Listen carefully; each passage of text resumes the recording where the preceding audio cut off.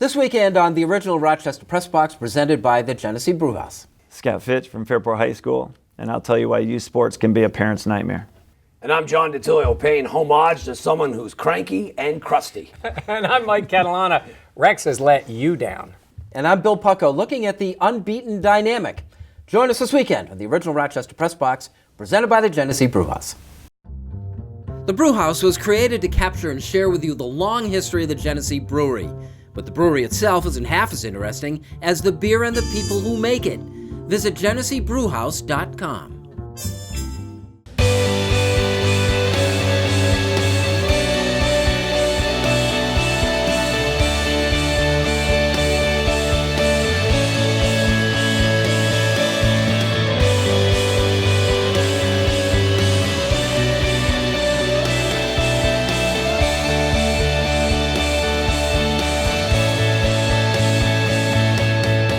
Hello, everyone, and welcome to the original Rochester Press Box, presented by the mighty Genesee Brew House. I'm Bill Pucko, and proud to be joined, as always, by John DiTullio. It's my pleasure, Billy. Love being here. That's it? Nothing smart? Nothing more smart to say than that? Nothing.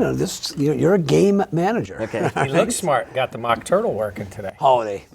Holiday. Mike Catalana, holiday who look. co-hosts with me from 13 WHAM News. Good to be back. And it is our pleasure to welcome in for the first time Scott Fitch, who's certainly among the greatest basketball players that this area has ever produced, and for the last 15 years been the head coach of Fairport High School. Nice to have you. Thanks, nice to be here. You know, at the basis, I want to talk a little high school sports because we love that with the Vision High School Sports Beat and all. At the basis of it, how has high school sports changed from the time where you were playing, and what you tell a parent when they said, why should my kid play sports these days?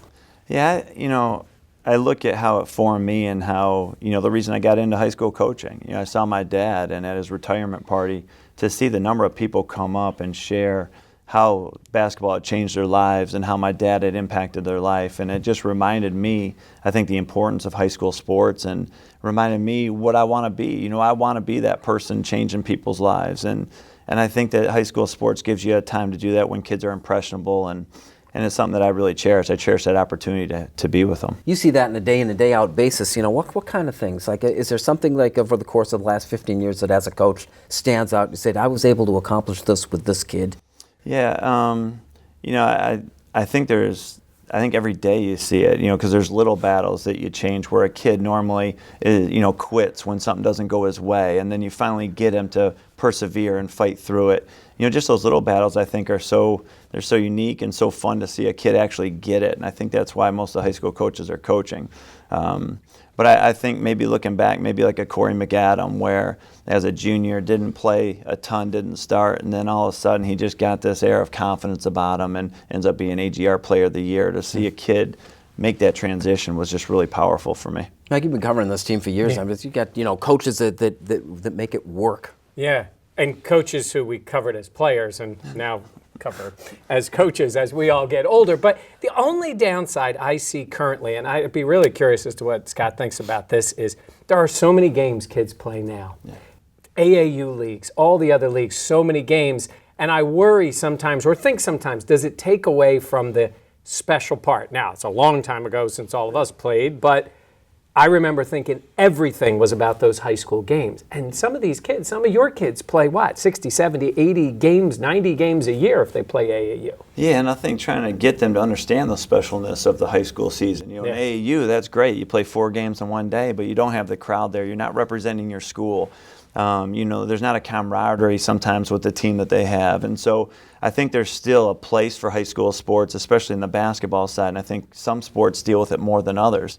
But I think the kids hopefully cherish the opportunity they have. There's always, I think of your show when you do the scandal section, and there's always some parent getting loose. That's the biggest change from when I played. The parents were extremely hands-off. They weren't at practices. They weren't complaining. They weren't coming into the gym. They weren't calling talk shows, complaining about this and that. So that's the biggest issue, and Fitchy could probably speak to more to that for us. Yeah, I think Fairport's among the most demanding out there, just in terms of a parent base.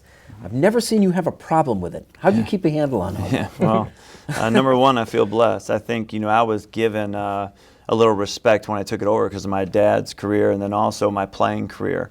And so the parents have been great. They've let me do my thing, and hopefully they have faith that, that you care about their kid. And I think one thing that I try and do is really show a passion to every kid and let them know I care about them. And so the decisions I make are not personal toward anybody. And I think the parents respect that. But it is hard, and they're very demanding, and you see it through all sports. And that's why I think you see the tenure of coaches is not the same as it used to be. There used to be someone got hired, and they were there for 25 years. Now you see 2-3 years, and they leave, and someone else comes in. Give a quick piece of advice as we leave this segment. Quick piece of advice for the potential young coach out there, something that'll help him or her along. Listen to the parent. I hear all the time where coaches say, "Don't talk to me." Well, I think right away that starts a void. And if you think about sports in general, the parents are going and watching their kid while I'm trying to watch 15 kids. Then I think hopefully it sets up for at least a better relationship between the two. This is the original Rochester Press Box presented by the mighty Genesee Brew House. We're going to talk the NFL and the Buffalo Bills next.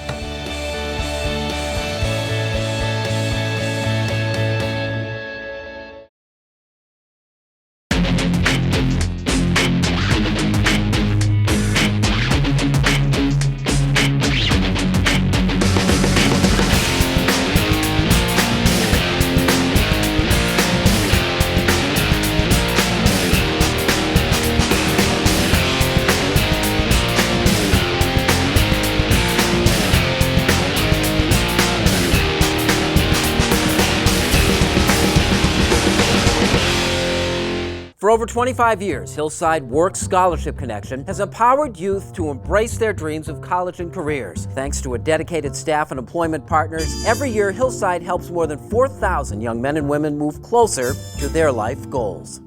The Buffalo Bills Quote of the Week was brought to you by the Rochester Geico Office. Give the Rochester Geico team a chance to see how much you could save on all your insurance needs. Call or stop by the office on West Henrietta Road, open Monday through Saturday. Our Quote of the Week, Rex Ryan, is presented by Geico Rochester. John, we've heard a lot from Rex this year. Yeah, they're bringing back Jack Handy on SNL for the deep thoughts. This season has gone, this season's been nearly catastrophic, right? I think Rex should just quit with the cliches and go out and win some football games. As far as I'm concerned. This portion of the original Rochester Press Box is presented by the Hillside family of agencies. The Bills are still playing this week, Mike. They're at Washington and favored by a point. Yeah, I don't particularly know how the lines work with these games. I mean, they're a mediocre team, and the Eagles are pretty mediocre. The Redskins, pretty mediocre. This is what you get with these games.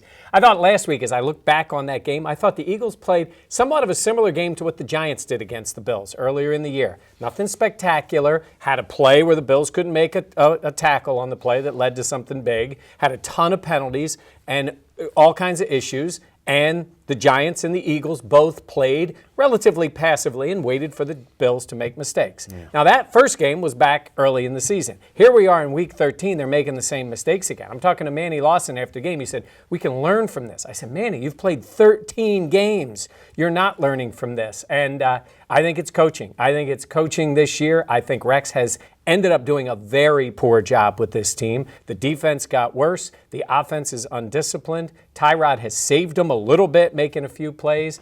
And I know a lot of fans are down on him. I was trying to stick up for Rex a little bit more during the middle of the year. I'm down on him right now. I think he's done a really poor job. Yeah, but...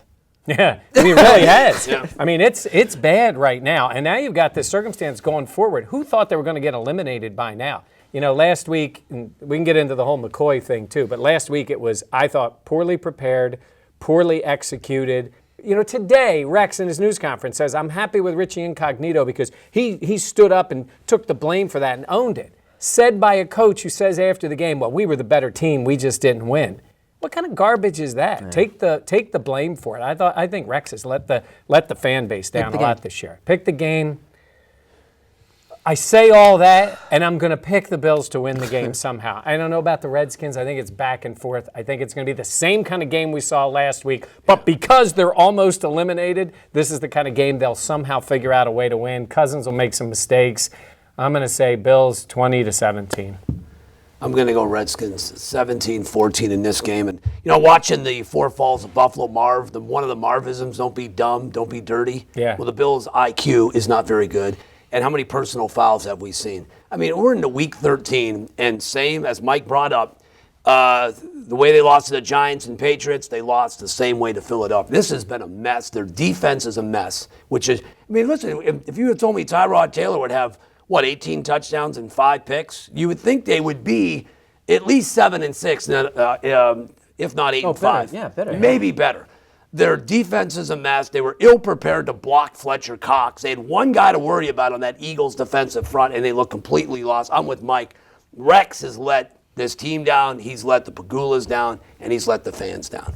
Coach to coach. The things that have gone wrong with this team, discipline, they fall at the feet of the guy who's in charge, don't they? Yeah, I think so, and that's my frustration watching it because I was watching from a coaching point of view, and I just thought that they would be a little bit more disciplined than they are, and they seem to shoot themselves in the foot, every week, and so those are hard to watch. I think with Washington, they typically have not been. They've been great at home, not good on the road. I think they lost their first one at home last week or 2 weeks ago.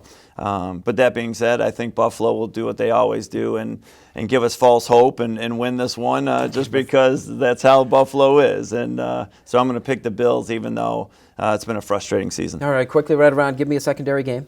I'll go Carolina over the Giants.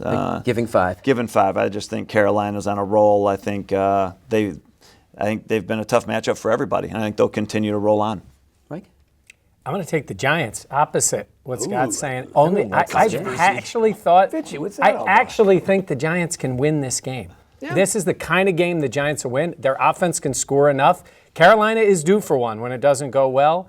And I'm going to take the Giants in the points, and I think they can win it outright. All right, I got the Redskins in the Bills game. I'm going to take the Panthers. I think this record's important to them. I think they had their misstep against New Orleans. I like Carolina. John, 425 Heinz Field, Roethlisberger in Pittsburgh. I wouldn't say beats down Brock Osweiler. If you thought Khalil Mack was hard to handle, the Steeler defense, this is a playoff game for Pittsburgh. I love the Steelers at home, given 6.5. Great game that is. Here's a look at the updated standings for our Hillside NFL Picks contest. Still in the lead by Catalana, despite an 0-2 week.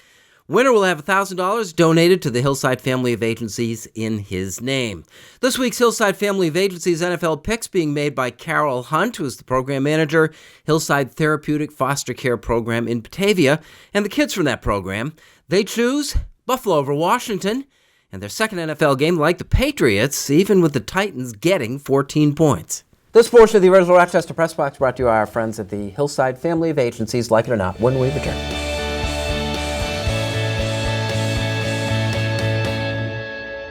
As we go to break, it is time for the Turnbull Heating and Air Conditioning Trivia Question of the Week. When you're searching for a local heating and air conditioning contractor, look no further than one of the most reliable teams in the area at Turnbull Heating and Air Conditioning. Is called Turnbull at 343-2005.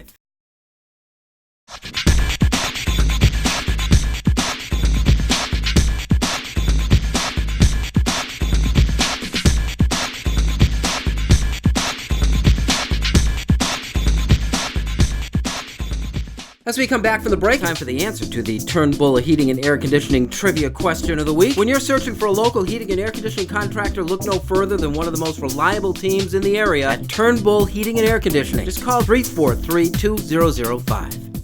See New York in a whole new way. Amtrak is offering a 15% discount for all travel inside New York State and to Montreal. Visit Amtrak.com for the See New York discount. Safe, comfortable, affordable, and easy. Amtrak. Enjoy the journey. Welcome back to the original Rochester Press Box, presented by the Genesee Brew House. And this portion of the Press Box is brought to you by Amtrak Trains. Enjoy the journey. John, like it or not, the Panthers on-field celebration. Love it. I think it's great for football. I think Cam Newton, to me. Before the game ended. I don't have a problem with it. Listen, at the NFL level, I'll be honest with you. At the NFL level, you do whatever you want for the most part. Collegiate, high school level, I got issues. These guys are making millions of dollars, right? They're paid entertainers. Knock yourself out. I don't have an issue with it. I really don't. The difference between the pros and I mean, you wouldn't let your kids do that, right? Well, we're talking kids rather than professional athletes. But they're taking choice they're whether athletes are athletes. Oh, well, then Fitchy could delegate a little bit more than what Ron Rivera can do at Carolina. I do think that there's a little difference involved. I do think it's interesting, too, that in the past I felt like everybody had a problem with Cam and his celebrations, and now that they're winning, it seems like there's less of a celebration. Well, and the other thing is, when he hands the ball in the crowd, I love that. Yeah. He's making some kid's day every time. Like, I think every player should give him You're a football. anti-kids. Well, hey, I'm going to... I think you're anti-kids. I'm anti-kids. I'm going to talk about a guy who every one of us, I'm sure, loves to see play. But talk about on-court celebrations on field. How about Steph Curry? I love the guy, but he is an absolute showboat, right? Big time. He's running back, calling before the ball's in the air, turning his back, but everybody loves him. And you should love him. He's a great kid, and he's great for the sport. But, man, if you didn't like him, boy, he shows up But his isn't there a opponents different lot. dynamic when you're doing it like as a selfie in a group during the game? I guess. Yeah, I mean, it wouldn't be something I'd let my kids do for sure. And I do think there's a difference, which I think you guys talked about a couple of weeks ago, of degrading somebody and it just being a celebration. And, did that celebration with Cam and the team photo, does that, rub it in people's faces? I think it kind of does, where I like to hand the football because I just think that's a nice celebration. I'm with Fitchy. I would not want my daughter or my team to do that if I'm coaching high school. But NFL, knock yourself out. But I'm anti-kids. You are? you don't want Cam Newton, every time he gives the football away, it's $1,500, buddy. Well, they sure are interesting. Just quickly, like it or not, again with the Panthers, the unbeaten dynamic.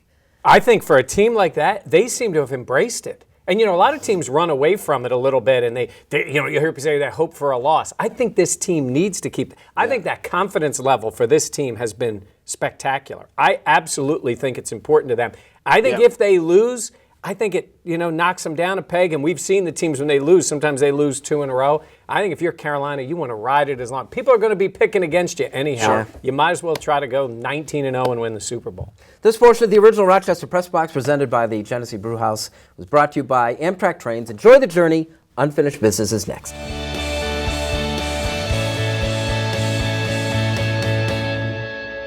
The Rochester Press Box Stat of the Week, brought to you by Cariglio's Pizza, with 5 locations serving the Rochester area. Visit carigliospizza.com today.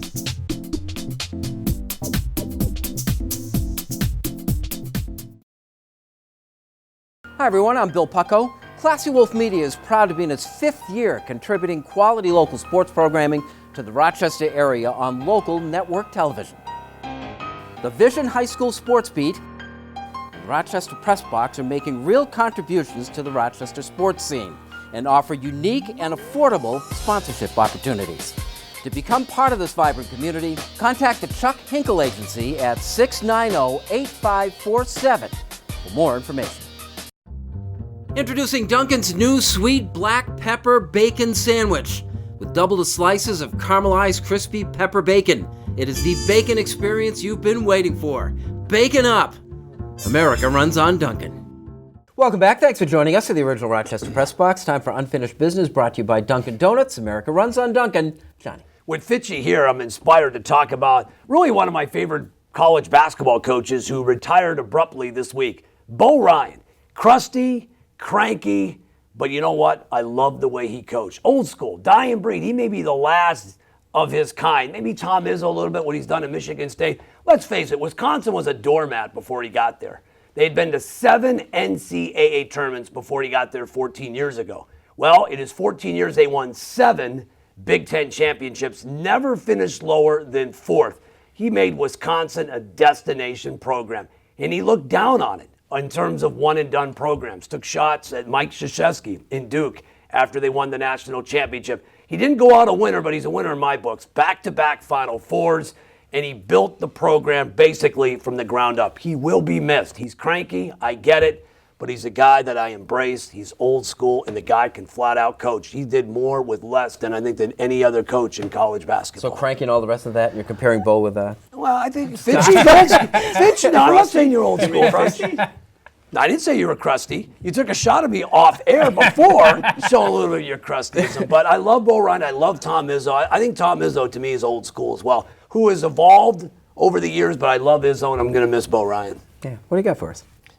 Youth sports can be a parent nightmare. As I start to enter that with my own kids being 7 and 5, and I've talked to many parents about it, the youth sports, I think, has kind of gotten out of control a little bit, and mainly because it's adult-driven. If I had any advice on what I'm going to try and live by, I think is, every time I watch my kids play, just saying I loved watching you play and bring it back to that. And then the other thing is to listen to your kid. I think some of us get caught up and parents want the scholarships and things like that, and they force their kids to play year-round in one sport, where I think we can really benefit by playing multiple sports still as a youth culture.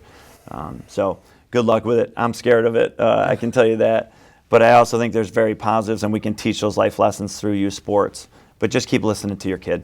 Try to balance that level of support where it becomes productive and counterproductive is the tough part for me. No question. And the problem with it, I think every kid's different.